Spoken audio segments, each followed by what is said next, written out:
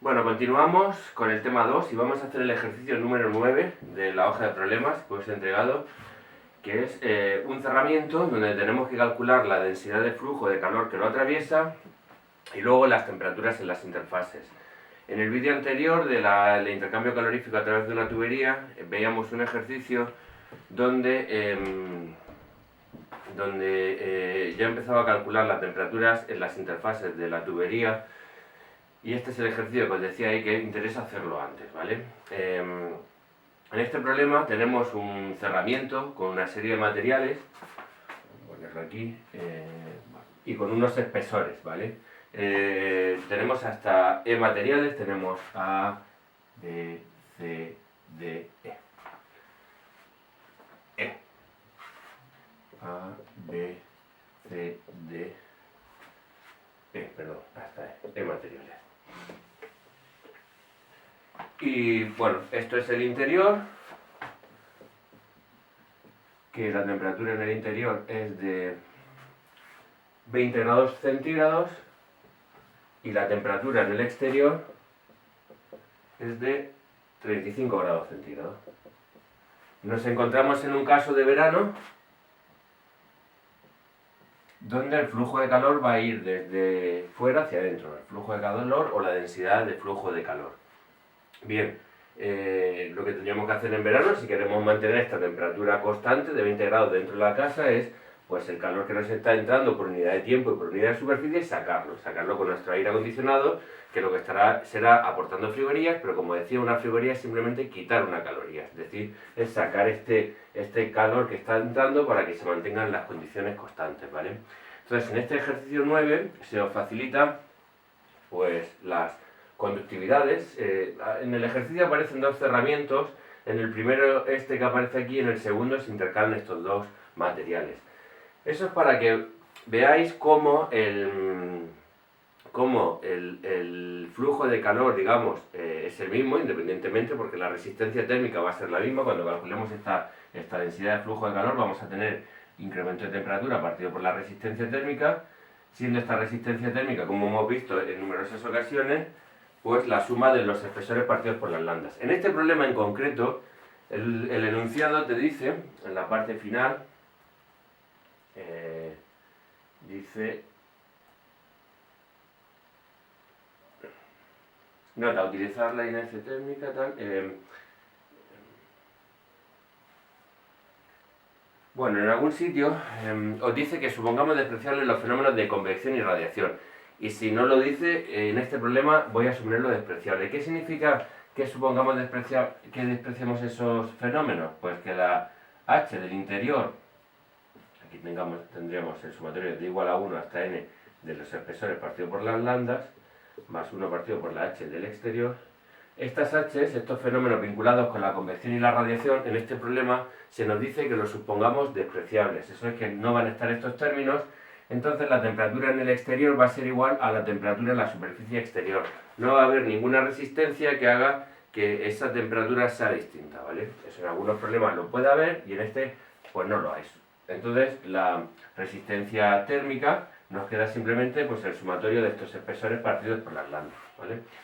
En el problema se os facilitan los espesores y las lambdas y lo que tenemos que empezar pidiéndonos el problema es el cálculo de esta densidad de flujo.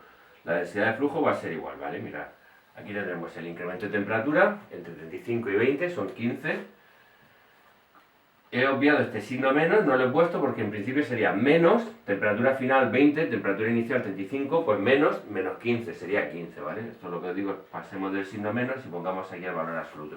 Y luego tendremos los espesores partidos por las lambdas. El problema me dice que el material A tiene 2 centímetros, el material B tiene 10 centímetros, el material C 4,5 centímetros, D 5 centímetros y E 1,5 centímetros, ¿vale? Como las lambdas me las está proporcionando también, hay una tabla a continuación donde te proporciona todos los valores. Las lambdas del primer material es 1, del segundo material 1,2, del tercer material, que es el aislante, 0,04, 1, todo esto en kilocalorías partido por hora, metro y grado centígrado, y la última 0,4. Bueno, pues tenemos en el denominador de estos valores, pues el primer espesor 0,02 partido por la primera lambda, 1, más 0,1, los 10 centímetros, por la segunda lambda 1,2, más 0,095 partido por 0,04, este es el aislante, más 0,05 partido por 1, más 0,015 partido por 0,4. Bien. Pues este cálculo de aquí va a ser la densidad de flujo. La densidad de flujo, digamos, las unidades de la densidad de flujo me la está marcando la propia lambda, bueno, ese espesor partido por lambda, y luego con el incremento de temperatura. Esta densidad de flujo, si hacéis esta operación, me quedaría 11,39 kilocalorías partido por metro cuadrado y hora, ¿vale? Esta es la densidad de flujo, el calor por unidad de tiempo y por superficie que está entrando dentro de esta vivienda, ¿vale? Y ahora el problema me pide, esta es la primera parte del problema, y entonces ahora me pide que calcule la temperatura en las interfaces. La temperatura en las interfaces sería la temperatura entre materiales, pues sería hasta T1, T2, T3, T4, ¿vale? Estas temperaturas. Voy a ver desde dónde lo estoy resolviendo, y lo estoy empezando a resolver, déjame que mire esto, lo estoy empezando a resolver desde aquí. Así que esto lo he llamado T1, T2, T3, T4, ¿vale? Quiere que calcule las temperaturas en las interfaces. Esas temperaturas también son importantes para calcular la distinta inercia térmica del cerramiento. Como veis, en este problema me pide que calcule la densidad de flujo en este caso y en el caso de un segundo cerramiento donde he intercambiado el orden de B y C. He intercambiado estos dos materiales. Primero tengo C y luego tengo B. Primero he puesto el aislante. Esto desde el punto de vista de la resistencia térmica o de la densidad de flujo es lo mismo, porque sería sumar estos dos términos así, o primero este y luego el siguiente. Eso da igual, ¿no? El número de la densidad de flujo va a ser el mismo. Pero en este problema nos pide también que calculemos la inercia térmica. Y para el cálculo de la inercia térmica sí que es importante la distribución de los materiales en un cerramiento. Ahora lo veremos, que esa inercia térmica depende de la temperatura media que tenemos dentro de ese material, ¿vale? La temperatura media que hay en el material, que viene a ser como la temperatura final menos la inicial partido por 2. Entonces no es lo mismo ponerlos en un orden que ponerlos en el otro orden. Como os decía, la inercia térmica implica que, por ejemplo, si estoy diseñando una discoteca, en una discoteca lo que vais a tener cuando está la gente dentro es muchísima fuente de calor, y lo que queréis es que esa pared tenga una inercia térmica lo más bajo posible, es decir, que deje escapar el calor lo antes posible. Entonces os interesa, pues eso, estudiar la distribución de materiales que te dé un valor de la inercia térmica más bajo, que vendría a ser esa inercia térmica, era lo que os he pintado en algún momento, pues estas pocetas, lo que tengo que llenarlas, pues cuando estas pocetas son más profundas, tengo que ponerle más agua antes de dejar pasar el agua hacia la siguiente poceta. Pues eso, digamos, en forma de calor sería que un material necesita absorber un montón de calor antes de dejar pasar al siguiente material. Entonces, puede ser que si nosotros queremos que esa habitación se enfríe rápidamente, queramos construir estos materiales de la forma en la que la suma de todas estas cantidades, ¿no?, de calor que tengo que suministrarle a todos los materiales para empezar a dejar salir fuera, sea lo más baja posible, para bajar la inercia térmica en la pared. Pero bueno, eso será la última parte del problema. Ahora mismo hemos calculado esta densidad de flujo de calor. Como aquí estamos en este régimen estacionario, en el que tengo todas las pocetas llenas, pues el calor que está entrando es el mismo que pasa por cualquier parte del sistema. Es decir, aquí tengo una densidad de flujo que me está atravesando esta pared, y esta densidad de flujo es la misma que está pasando por aquí, que por aquí, que por aquí, que por aquí, ¿vale? Esto sería como un circuito donde tengo una serie de resistencias. Cuando yo ya estoy en un régimen estacionario, tengo una corriente I, y esta corriente I está atravesando todas las resistencias. Porque aquí yo lo que voy a querer calcular son las diferencias de temperatura que tengo entre dos puntos. Esa diferencia de temperatura es algo como similar a la diferencia de potencial que tengo entre estos dos puntos, la diferencia de potencial que tengo entre estos dos puntos y entre estos dos puntos, ¿vale? Es análogo, como os decía, en esta ecuación la densidad de flujo de calor es incremento de temperatura partido por R.